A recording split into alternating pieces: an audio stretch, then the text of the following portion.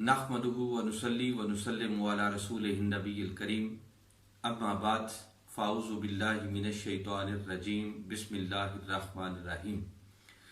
क़ाल अल्लाहु तबारक व तआला फ़िल क़ुरआनिल मजीद या अय्युहल्लज़ीना आमनू ला तरफ़ऊ अस्वातकुम फ़ौक़ सौतिन नबिय्यि व ला तजहरू लहू बिलक़ौलि कजहरि बादिकुम लिबादिन अन तहबत आमालुकुम व अंतुम ला तशऊरून।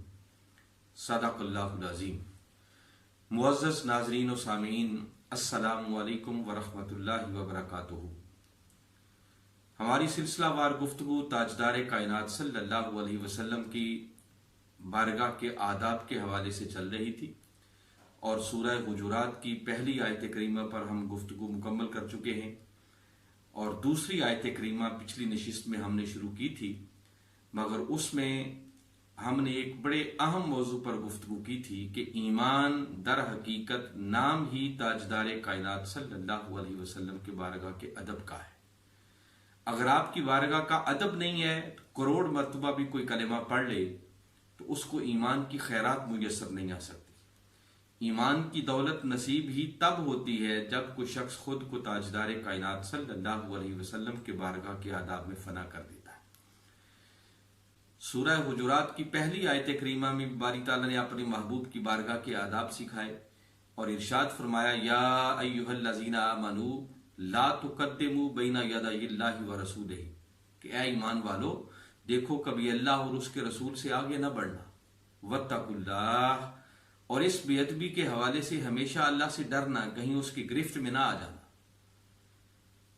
तो गोया इस पहली आयत करीमा में भी बारी ताला ने अपने महबूब की बारगाह के आदाब सिखाए और इसी मजमून को जारी रखते हुए फिर दूसरी आयत करीमा में इरशाद फरमाया या अय्युहल्लज़ीना आमनू, ऐ ईमान वालो ला तरफ़ऊ अस्वातकुम फ़ौक़ सौतिन नबिय्यि, तुम्हारी आवाज भी नबी मुकर्रम सल्लल्लाहु अलैहि वसल्लम की आवाज से ऊंची नहीं होनी चाहिए। वला तजहरू लहू बिलक़ौलि कजहरि बादिकुम लिबादिन, और फरमाया जिस तरह तुम आपस में एक दूसरे को ऊंची ऊंची आवाज से बुलाते हो, बात करते हो, कहीं यूं मेरे महबूब मुकर्रम सल्लल्लाहु अलैहि वसल्लम को ऐसी आवाज न देना, उनके सामने ऊंची आवाज से बात न करना।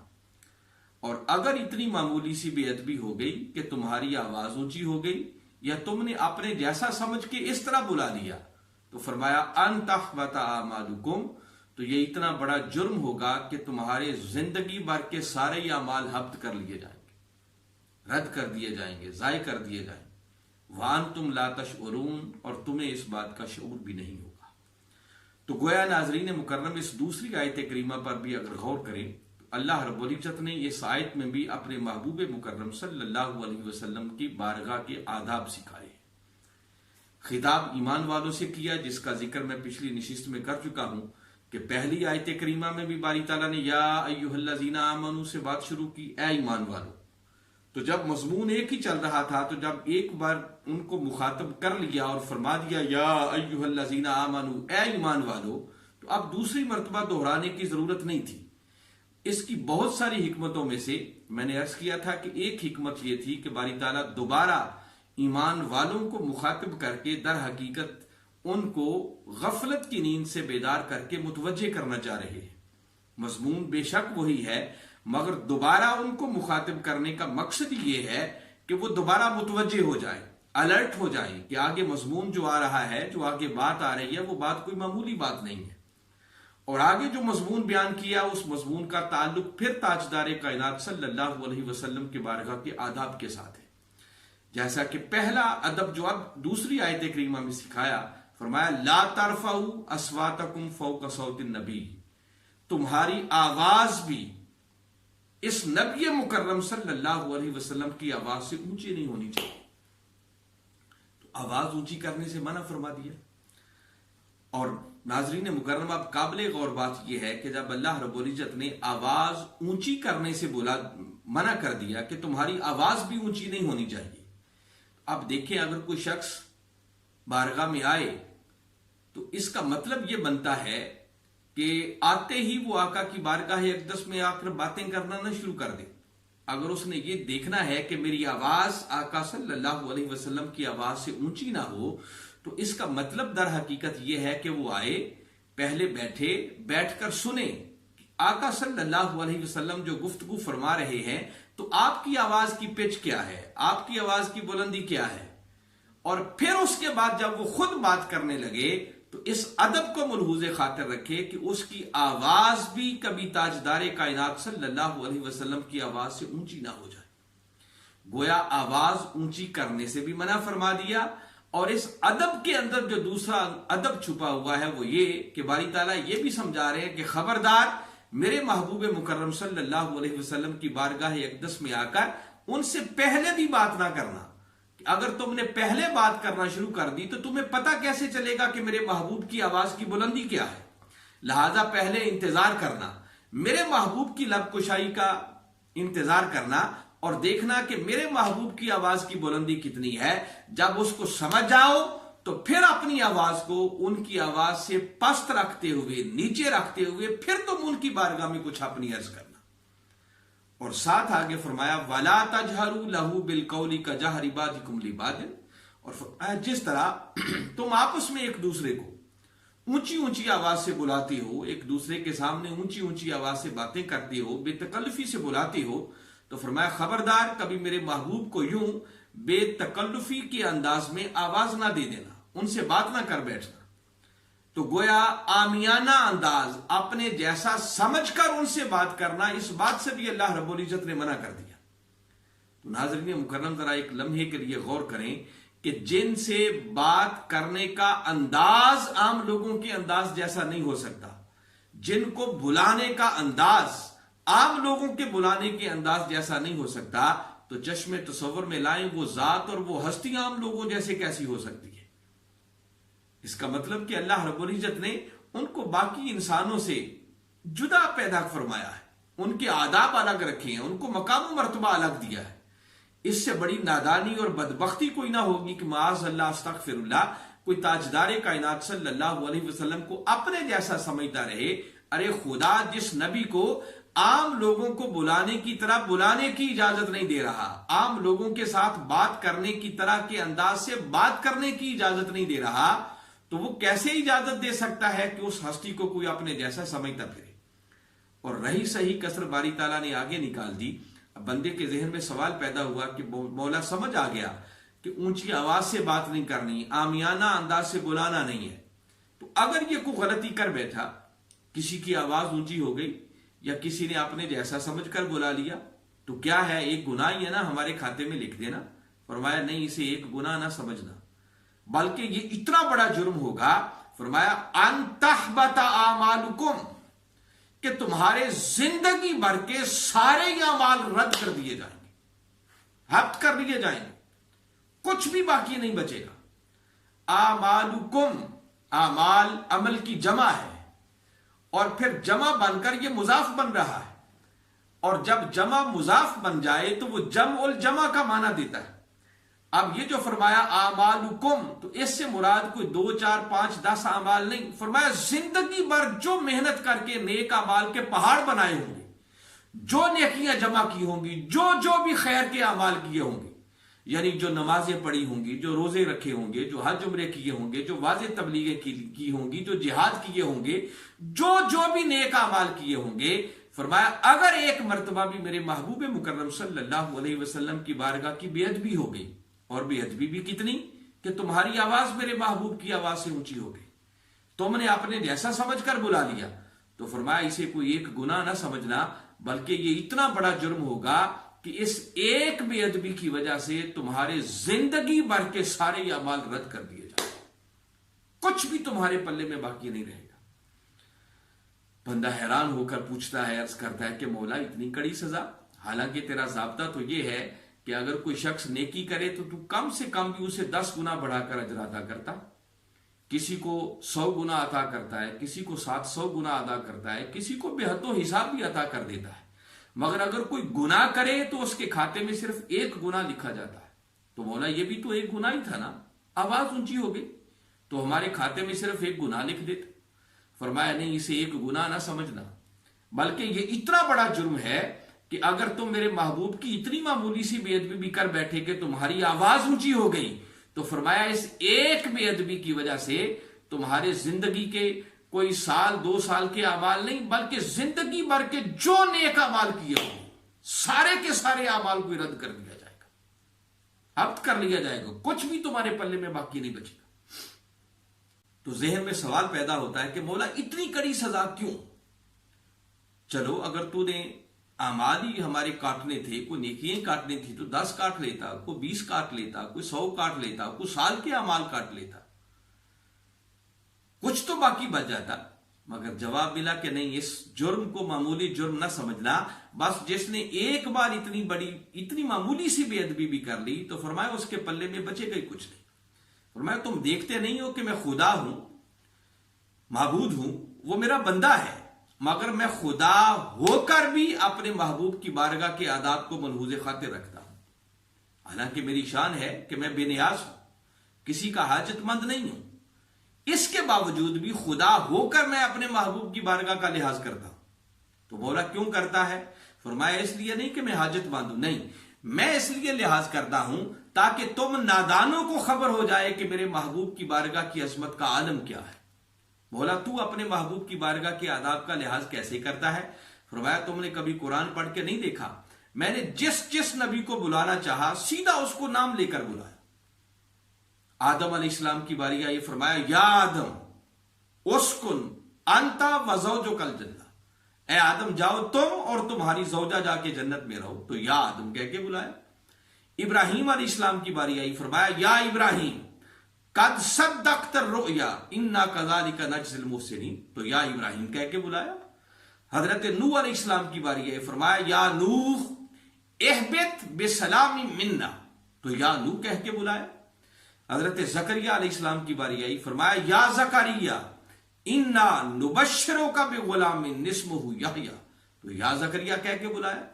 حضرت یحییٰ علیہ السلام کی باری آئی، فرمایا یا یحییٰ خذ الکتاب بقوہ، تو سیدھا یا یحییٰ کہہ کے بلایا۔ موسیٰ علیہ السلام کی باری آئی، فرمایا یا موسیٰ انی انا ربک فاخلع علیک انک بالوادی المقدس طویٰ، فرمایا موسیٰ میں تیرا رب ہوں، تو ایک پاک وادی میں آ رہا ہے، ذرا اپنے جوڑے اتار کیا، تو یا موسیٰ کہہ کے بلایا۔ حضرت عیسیٰ علیہ السلام کی باری آئی، فرمایا یا عیسیٰ انی متوفیک، یا عیسیٰ کہہ کے بلایا۔ تو ناظرین مکرم ذرا ایک لمحے کے لیے سوچیں کہ وہ خدا ہو کر جس نبی کو بلاتا ہے سیدھا نام لے کر بلا رہا ہے۔ بھائی وہ معبود ہے، یہ سب اس کے بندے ہیں، انبیاء ہیں تو بندے تو پھر بھی ہیں نا، تو وہ سیدھا نام لے کر بلاتا ہے۔ مگر پورے قرآن کا مطالعہ کر لیں، اللہ رب العزت نے کسی ایک مقام پر بھی اپنے محبوب مکرم صلی اللہ علیہ وسلم کو یا محمد یا احمد کہہ کر نہیں بلایا، نام لے کر کہیں آواز نہیں دی۔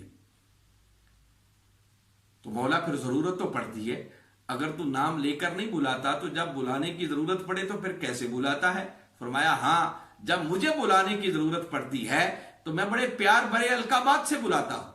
کبھی بلانا ہو تو کہتا ہوں یا ایھا الرسول بلغ ما انزل الیک من ربک، فرمایا کبھی بلانا ہو تو کہتا ہوں یا ایھا النبی انا ارسلناک شاہدا و مبشرا و نذیرا، تو یا ایھا النبی کہہ کے بلا لیتا ہوں۔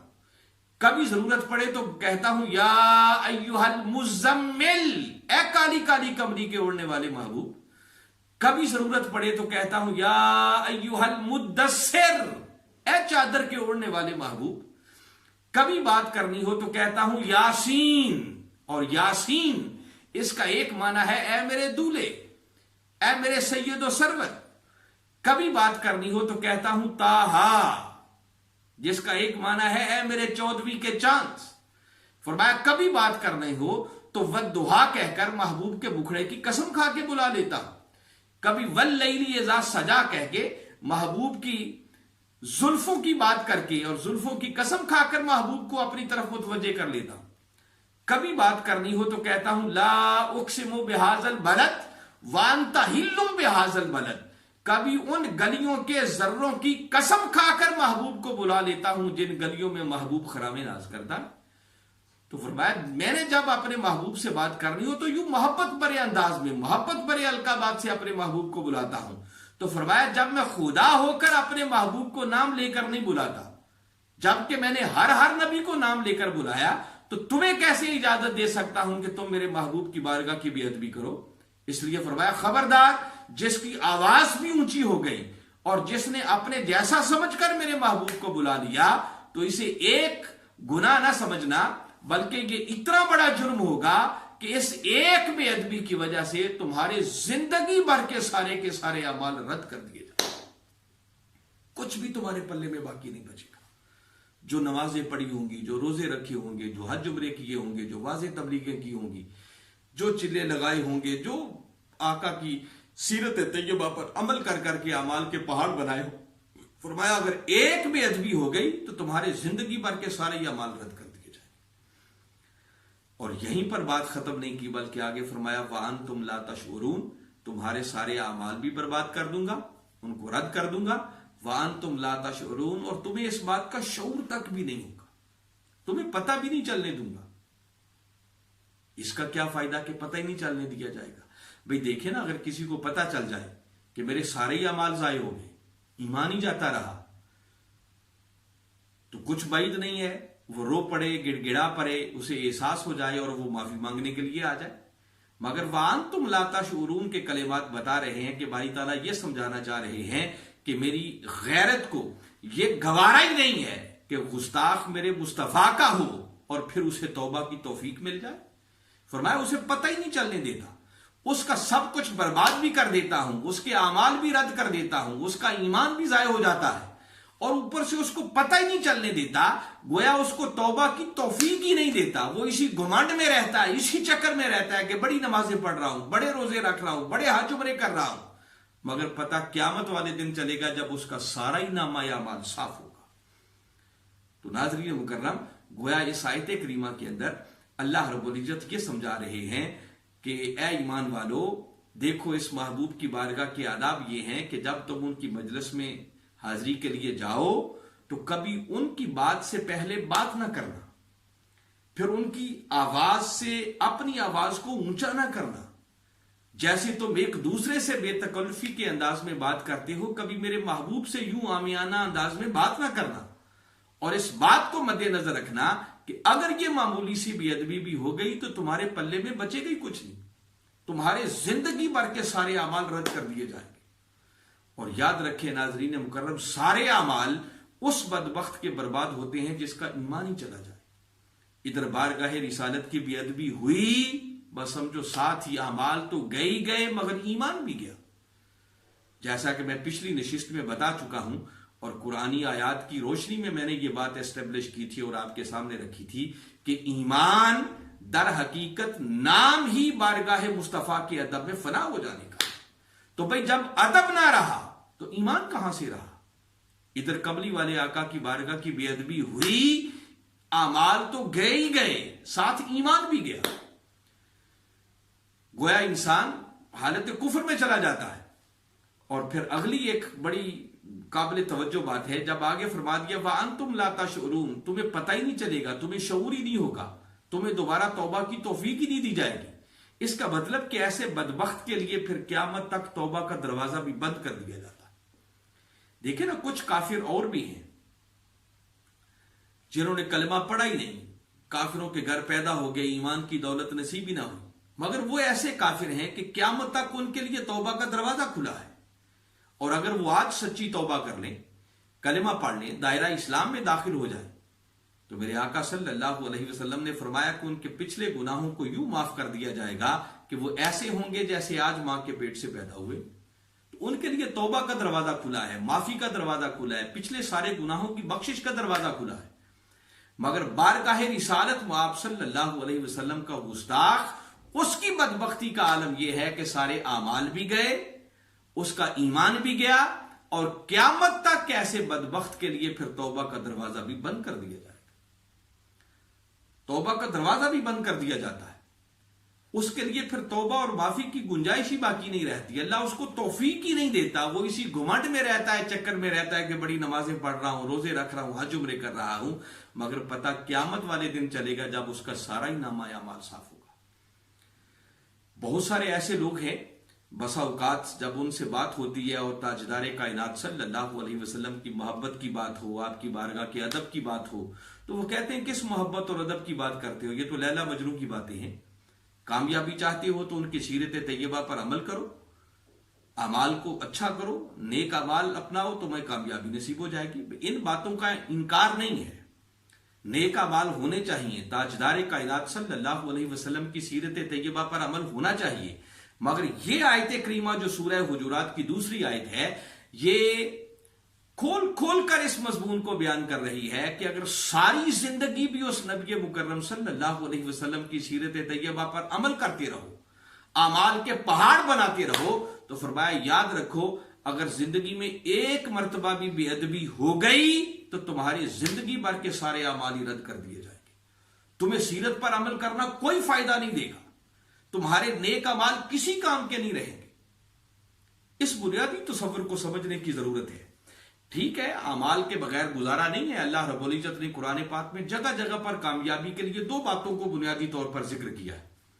ये बार बार कलेमात कानों में गूंजेंगे। फरमाया इल्लल्लज़ीना आमनू व आमिलुस सालिहात, कि अगर कामयाबी चाहते हो तो कामयाबी उनको मिलेगी जो साहिब ईमान है और नेक अमाल को अपनी जिंदगी का वतीरा और शियार बना लेते हैं। सूरह असर में यही बात की, सूरह 3 में यही बात की, इल्लल्लज़ीना आमनू व आमिलुस सालिहात फलहुम अज्रुन गैरु ममनून, मगर वो जो ईमान ले आए, जिन्होंने नेक अमाल करना शुरू कर दिए, उनके लिए ऐसा अजर है जो अजर कभी खत्म ही नहीं होगा। और कुरान पाक में बहुत सारे मकामात पर यह बात मिलेगी, ईमान और अमाल सालिहा। मगर नाज़रीन मुकर्रम, आप जिस जगह भी पढ़ेंगे, हर जगह पर आप देखेंगे कि अल्लाह ने ईमान को मुकद्दम रखा, अमाल को बाद में रखा। किसी एक जगह पर भी इस तरतीब को आगे पीछे नहीं किया कि चलो किसी एक जगह पर बारी ताला अमाल का जिक्र पहले कर देते, ईमान का जिक्र बाद में कर देते। नहीं, हर जगह ईमान पहले, अमाल बाद में।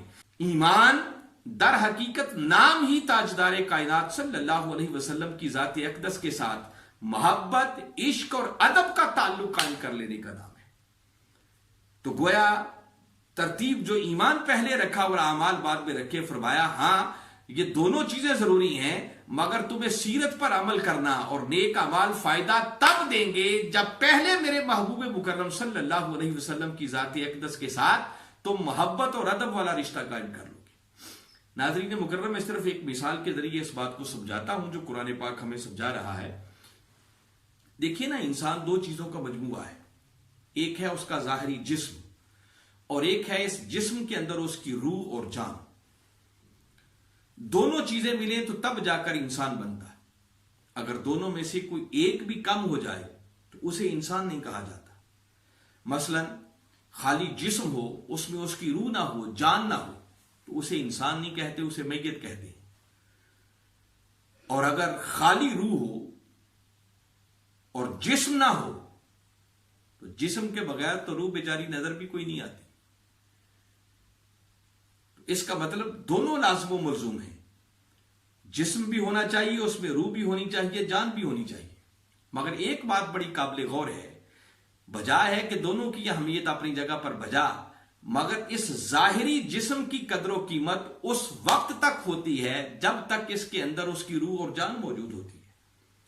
अगर उस रूह को निकाल दिया जाए, जान को निकाल दिया जाए, तो बाकी डेड बॉडी है, उसको तो कोई घर रखने के लिए भी तैयार नहीं होता। कहते हैं खाना भी तब खाएंगे पहले इसे उठाकर कब्र में डाला। आप देखें ना, को वालिदैन हो, उनका बेटा हो, अब अगर वो बेटा बीमार हो जाए तो यकीनन बीमारी उसके ज़ाहिरी जिस्म को लगती। जैसे ही वो बेटा बीमार होगा, वालिदैन परेशान हो जाएंगे और वो अपने बच्चे को बचाने के लिए हर मुमकिन कोशिश करते हैं। अगर उन्हें हर चीज भी अपनी दाव पर लगाना पड़ जाए तो वो हर चीज दाव पर लगाकर कुर्बान करके भी उनकी कोशिश होगी किसी तरह उनका बेटा सेहतयाब हो जाए। मगर आपने कभी देखा कि अगर उसी बेटे के जिस्म से रूह निकल जाए, जान निकल जाए, तो 6 फुट का पूरा जिस्म अब भी चारपाई पर पड़ा है। वालिदैन भी वही है, वही जो लम्हा भर पहले सब कुछ कुर्बान कर रहे थे, बस रूह निकलने की देर थी, वही वालिदैन अब कहते हैं खाना भी तब खाएंगे पहले इसे कब्र में डाला है। जिससे पता चला कि जाहिरी जिस्म की कदर कीमत भी उस वक्त तक थी जब तक उसके अंदर उसकी रूह और जान मौजूद थी। جب روح نکل گئی، جان نکل گئی، تو ظاہری جسم کی بھی کوئی قدر و قیمت باقی نہ رہی۔ بلا تشبیہ و بلا مثال، ناظرین مکرم یاد رکھیں، دین کا بھی ایک ظاہری جسم ہے اور دین کی بھی ایک روح اور جان ہے۔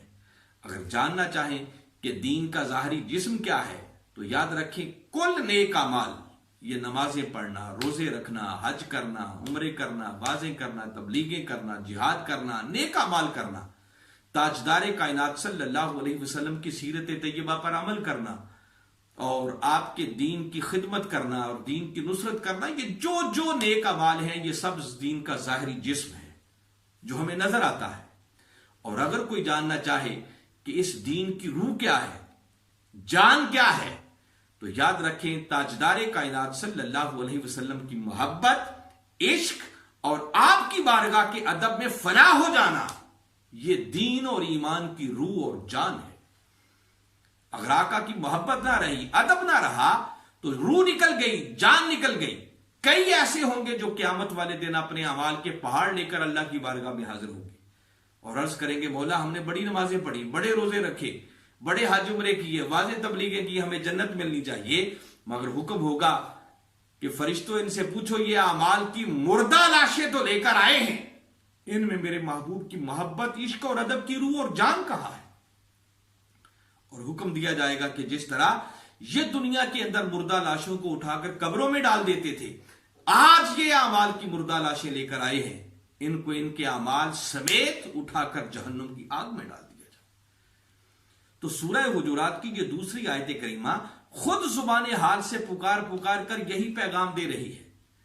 ایک طرف اتنی بے ادبی کہ تمہاری آواز اونچی اگر ہو گئی، تم نے اپنے جیسا سمجھ کر بلا لیا، اور دوسری طرف اعمالکم، ساری زندگی بھر کے نیک اعمال، اور فرمایا اگر یہ معمولی سی بے ادبی ہو گئی تو اس ایک بے ادبی کی وجہ سے وہ جو زندگی بھر اعمال کے پہاڑ بنائے ہوں گے، نیک اعمال کا ذخیرہ جمع کیا ہوگا، فرمایا وہ سارے کا سارا رد ہو جائے گا۔ اس کا مطلب کہ وہ زندگی بھر محنت کر کے جو انسان نیک اعمال کرتا ہے، نمازیں پڑھتا ہے، روزے رکھتا ہے، حج عمرے کرتا ہے، جو جو نیک اعمال بھی کرتا ہے، اگر چاہتا ہے کہ قیامت والے دن اس کی اس محنت پر اسے کوئی اجر مل جائے، تو اجر اس خوش نصیب کو ملے گا جس کے دل میں تاجدار کائنات صلی اللہ علیہ وسلم کی محبت ہوگی، عشق ہوگا، ادب ہوگا۔ جو سینہ محبت مصطفیٰ اور ادب مصطفیٰ سے خالی ہوگا، اس کے اعمال کو رد کر دیا جائے گا۔ آج کی نشست میں ہم اپنی گفتگو کو یہیں تک مکمل کرتے ہوئے اختتام کی طرف بڑھتے ہیں کہ یہ آیت کریمہ ہمیں پیغام یہ دے رہی ہے کہ اے ایمان والو، یہ جو کلمہ پڑھ کے تم دائرہ ایمان میں آ گئے ہو، اپنے ایمان کی حفاظت چاہتے ہو، اور یہ جو ٹوٹی پھوٹی محنت کر کے تم نیک اعمال جمع کرتے ہو، اگر اپنے اعمال پر کچھ اجر چاہتے ہو، ان کی حفاظت چاہتے ہو، تو تمہارے اعمال اور تمہارے ایمان کی حفاظت کا راز اسی بات میں ہے کہ زندگی بھر خود کو بارگاہ مصطفیٰ کے ادب میں فنا کرنا سیکھو۔ جس شخص نے اس راز کو پا لیا اور تاجدار کائنات صلی اللہ علیہ وسلم کی محبت، عشق اور ادب میں خود کو مٹا دیا، سمجھو وہ دنیا میں بھی کامیاب ہو گیا اور آخرت میں بھی کامیاب ہو گیا۔ اللہ کی بارگاہ میں دعا ہے کہ باری تعالیٰ صحیح معنوں میں ہمیں ان تصورات کو سمجھ کر ان پر عمل کرتے ہوئے تاجدار کائنات صلی اللہ علیہ وسلم کی بارگاہ کے آداب کو بجا لانے کی توفیق عطا فرمائے۔ وما علینا الا البلاغ۔